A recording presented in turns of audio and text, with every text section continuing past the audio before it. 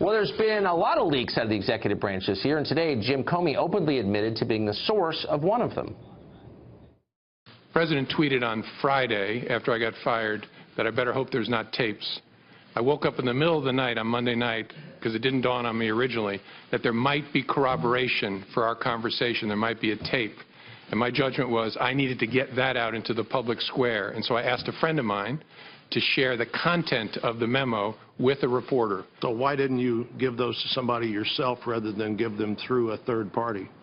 Because I was worried the media was camping at the end of my driveway at that point, and I was actually going out of town with my wife to hide, and I worried it would be like feeding seagulls at the beach if it was I who gave it to the media. So I asked my friend, make sure this gets out. Well, after Comey's testimony wrapped up, President Trump's attorney suggested that Comey was not honestly describing his behavior and maybe someone should investigate him. Although Mr. Comey testified that he only leaked the memos in response to a tweet, the public record reveals that the New York Times was quoting from those memos the day before the referenced tweet, which belies Mr. Comey's excuse for this unauthorized disclosure of privileged information and appears to be entirely retaliatory. We will leave it to the appropriate authorities to determine whether these leaks should be investigated along with all the others that are being investigated.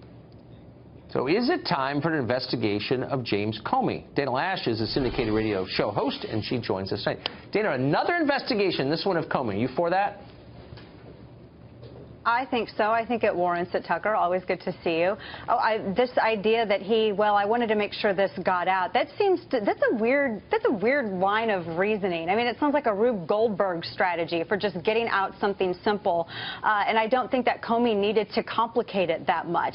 And as Senator Marco Rubio said during the testimony, everything was leaked except for the fact that Trump wasn't under investigation, which of course explains that line at the end of the dismissal letter. Yes, you know, you told me, Mr. Comey, 3 times that I wasn't under investigation.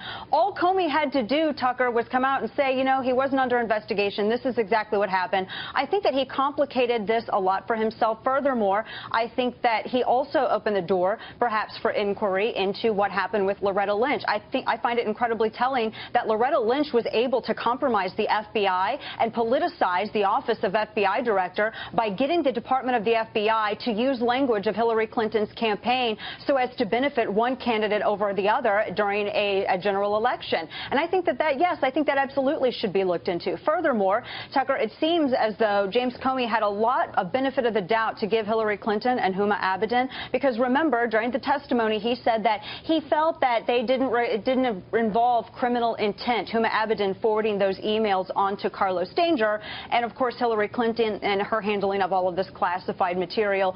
But yet, when it came to Donald Trump, who was not under investigation, he said, well, I just felt that he could possibly lie later, so I wanted to keep all of this written down.